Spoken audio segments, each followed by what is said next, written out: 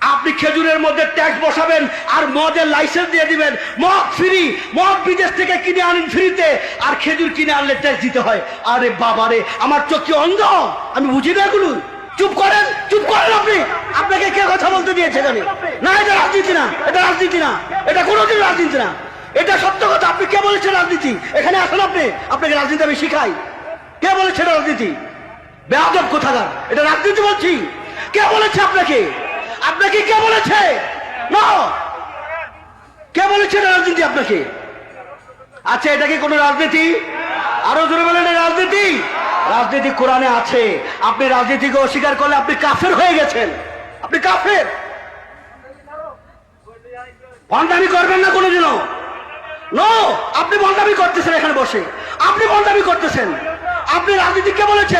আমি একটা শব্দ রাজনীতির বলেছি এখানে না। এটা কোরআনে আছে, এটা কোরআনে আছে, এটা কোরআনে আছে। আপনি কোরআন পড়েছেন? আল্লাহ বলেছেন ইকরা বিসমি রাব্বিকাল্লাযী খালাক। সন্তান বাজিয়েছেন, গুলি করতেছেন আপনার হাই স্কুলের ছাত্রদেরকে, আর বলতেছেন সন্ত্রাস আমরা করি, রাজনীতি আমরা করি।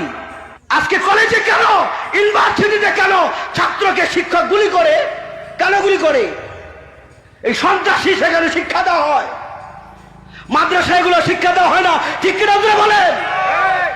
মুখ বন্ধ করে বসে আছেন, আরেকজন এখন ফালতুমানি করতেছে, বেটো দিচ্ছে।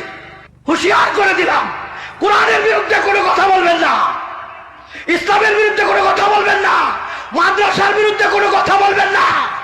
আপনি বলেছেন মাদ্রাসার বিরুদ্ধে কথা, এটা কোনো রাজনীতির কথা এখানে বলা হয় নাই। আপনি রাজনীতির র বুঝেন না, রাজনীতির র বুঝেন না, আপনি রাজনীতির র বুঝেন না। রাজনীতির একটা কথা এখানে বলা হয়েছে, আপনি অপরাধ করবেন আমি বলতে পারবো না। এত বড় মস্তান হয়ে গেছেন আপনি। আপনি গুলি করবেন ছাত্রকে, আমি বললে রাজনীতি হয়ে যাবে, রাজনীতি হয়ে যাবে এটা। আপনি খেজুর ছেড়ে দিয়ে বড়ুই দিয়ে ইফতার করতে বলবেন, আমি এটা বললে রাজনীতি হয়ে যাবে, রাজনীতি হয়ে যাবে। যে কোনো কারণেই বলুক, এত দুর্ভিক্ষে পড়ে নাই আমাদের দেশের লোকেরা। আপনি খেজুরের মধ্যে ট্যাক্স বসাবেন আর মদের লাইসেন্স দিয়ে দিবেন, মদ ফ্রি, মদ বিদেশ থেকে কিনে আনেন ফ্রিতে, আর খেজুর কিনে আনলে ট্যাক্স দিতে হয়। আরে বাবারে, আমার চোখ কি অন্ধ? আমি বুঝি না এগুলো। মদ কিনে আনেন বিদেশ থেকে ফ্রি, কোনো ট্যাক্স নাই, আর খেজুর কিনে আনলে ট্যাক্স দিতে হয় 200 টাকার উপরে, 200 টাকার উপরে। এটা বললে আমার রাজনীতি হয়ে যায়, রাজনীতি হয়ে যায়। একটা পাইছে, রাজনীতি করেন না। আপনি একা রাজনীতি করবেন, আমি রাজনীতি করলে এটা অপরাধ হয়ে যায়। সন্তানদেরকে, মা বোনেরা, অনেক মা বোনেরা আজকে এখানে ওয়াজ শুনতেছেন, সন্তানদেরকে মাদ্রাসায় দিতেছেন। স্কুলে নাকি ছাত্র কমে গেছে, শুনছেন আপনারা? আমাদের দেশে একটা প্রতিবেদন আসছে, এক মন্ত্রী বলছে স্কুলে ছাত্র কমে গেছে। স্কুলে ছাত্র কমছে কেন? বলে গলিতে গলিতে মাদ্রাসা, নুরানি মাদ্রাসা, মক্তব, ছোট ছোট মাদ্রাসা এই দেশে ভরে গেছে। এখন সবাই মাদ্রাসায় ছেলেদেরকে দিতেছে, এই জন্য স্কুলে ছাত্র কমে গেছে। আমি বলি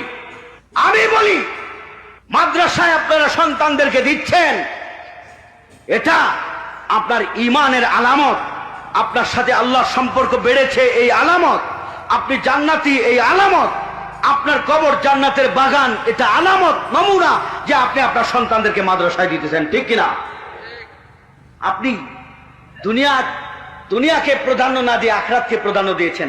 আমার ছেলেকে ব্যারিস্টার ফেরিস্টার বানাতে চাই না, আমার ছেলেকে মসজিদের ইমাম বানাতে চাই, আমার ছেলেকে মাদ্রাসার আলেম বানাতে চাই, আমার ছেলেকে আগে হবে হাফেজে কোরআন, এরপরে ডাক্তার হোক, ইঞ্জিনিয়ার হোক, প্রকৌশলী হোক, যা হোক, আমার ছেলে আগে হবে হাফেজে কোরআন, আগে হবে কারিয়ে কোরআন, আগে হবে কোরআনের আলেম, এরপরে যা ইচ্ছা তা হোক। ঠিক কিনা জোরে বলেন?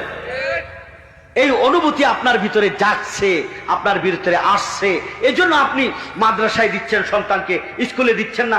আর আপনারা বলছেন মাদ্রাসা বেশি হওয়ার কারণে স্কুলে ছাত্র কমে গেছে, লজ্জার কথা আপনারা বলে দিয়েছেন। এটা বলতে আপনাদের লজ্জা হলো না? আপনারা এমন সিলেবাস করছেন, এই দেশের মা বোনেরা, এই দেশের মুসলমানেরা আপনাদের সিলেবাস পড়াইতে রাজি না। ঠিক কিনা? ছোট ছোট বাচ্চারা স্কুলে গিয়ে যৌনতা শিখবে, অসৎ চরিত্র শিক্ষা করবে, ব্যাঙের নাচ, ব্যাঙের ডাক স্কুলে গিয়ে শিখবে। কোমলমতি সন্তানদেরকে আমি আমার কলিজার টুকরা সন্তানকে স্কুলে দিব কি নাচ গান শিখার জন্যে, আলুর ভর্তা বানানো শিখার জন্যে? আমি আমার সন্তানকে স্কুলে দিয়েছিলাম সে একজন সুনাগরিক হবে, সুসন্তান হবে, চরিত্রবান সন্তান হবে, এই দেশের কর্ণধার হবে, একদিন এই দেশকে সে পরিচালনা করবে। এই আশা নিয়ে আমি আমার সন্তানকে স্কুলে দিয়েছিলাম। কিন্তু আপনি কি সিলেবাস তৈরি করেছেন? আপনি পাঠ্যসূচি কি তৈরি করেছেন? আপনার পাঠ্যসূচি এটা মুসলমানের পাঠ্যসূচি না, মুসলমানের কারিকুলাম না, শিক্ষা কারিকুলাম না। এটা আপনি জাতিদের, বিধর্মীদের, ইহুদিদের, নাসারাদের, পত্তলিকদের আপনি সিলেবাস তৈরি করেছেন, কারিকুলাম তৈরি করেছেন। এই জন্যে আমি স্কুল বর্জন করেছি, স্কুল বর্জন করেছি, স্কুল বর্জন করেছি। ঠিক কিনা জোরে বলেন? স্কুল এমনি বর্জন করেন না আপনারা, দোস্ত আপনাদের। আপনারা কি কারিকুলাম তৈরি করছেন? এগুলো স্কুলে গিয়ে এগুলো শিখবে সন্তান। কোন সময় সন্তান যুবক হবে, যুবতী হবে, এগুলো ওরা হইলেই সময় আসলেই বুঝতে পারবে। আপনাকে এগুলো শিক্ষা দিতে হবে না। আপনি শিক্ষা দেন নৈতিকতা, আপনি শিক্ষা দেন ধার্মিকতা, আপনি শিক্ষা দেন তাকে আসল শিক্ষা। তাইলে আমার সন্তানকে আমি স্কুলে দিব, আমার সন্তানকে আমি কলেজে দিব। আপনারা শুনছেন এখন আর ব্যাট দিয়ে মারামারি হয় না, এখন ডাইরেক্ট পিস্তল দিয়ে গুলি করা হয়। স্কুলের মধ্যে শিক্ষক ছাত্রকে গুলি করেছে শাসন করার জন্য, বেয়াদবি করেছে তো গুলি করে দিছে। আমি কি এত বড় সন্ত্রাসী বানাবার জন্যে আমার সন্তানকে স্কুলে দিব?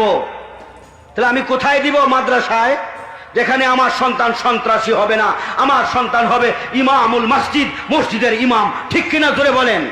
আমার সন্তান যাতে আমার মৃত্যুর পরে আমার জানাজা পড়াতে পারে, এই জন্য আমি আমার সন্তানকে মাদ্রাসায় দিব। আমার সন্তান যাতে আমার মৃত্যুর পরে আমার লাশকে কবরে ঠিক মতো শোয়াইতে পারে, এই জন্য আমি আমার সন্তানকে মাদ্রাসায় দিব। আমার সন্তান যাতে কোরআন পড়ে আমার জন্য রাব্বির হামহুমা কামা রাব্বায়ানি সগীরা, এই কথাটা বলে দোয়া করতে পারে, এই জন্য আমার সন্তানকে আমি মাদ্রাসায় দিব। আমি স্কুল থেকে এমনি আমার সন্তানকে মাদ্রাসায় নিয়ে আসি নাই। তুমি আফসোস করতে করতে মরো, তুমি আফসোস করতে করতে জীবন দাও, তুমি আফসোস করতে করতে মরো। আজও পর্যন্ত শোনা যায় নাই একটা মাদ্রাসার ছাত্র আত্মহত্যা করেছে। কিন্তু পত্রিকা খুললেই আমরা শুনি না মাদ্রাসার, স্কুলের, কলেজের, ইউনিভার্সিটির পড়ুয়া মেয়ে ছেলে আত্মহত্যা করছে। গতকালও বরিশালের একটা মেয়ে আত্মহত্যা করেছে 16 বছরে। আজকে তার ব্যাপারে মাসলা জিজ্ঞাসা করেছে। আপনারা কোনোদিন শুনেছেন কোন মাদ্রাসার ছাত্র আত্মহত্যা করেছে? তো আমি আমার সন্তান যাতে আত্মহত্যা না করে, আত্মহত্যা করে জাহান্নামী না হয়, এজন্য আমার সন্তানকে আমি স্কুলে পড়াবো না, কলেজে পড়াবো না, আমার সন্তানকে আমি মাদ্রাসায় পড়াবো। ঠিক কিনা জোরে বলেন? এই কারণগুলো বিবেচনা করে অভিভাবকরা ছোট ছোট সন্তানদেরকে মক্তবে দিচ্ছে, মাদ্রাসায় দিচ্ছে, স্কুল খালি হয়ে যাচ্ছে। তো স্কুল খালি করার পিছনে কি মাদ্রাসাওয়ালাদের দোষ না আপনাদের দোষ? জোরে বলেন, কাদের দোষ?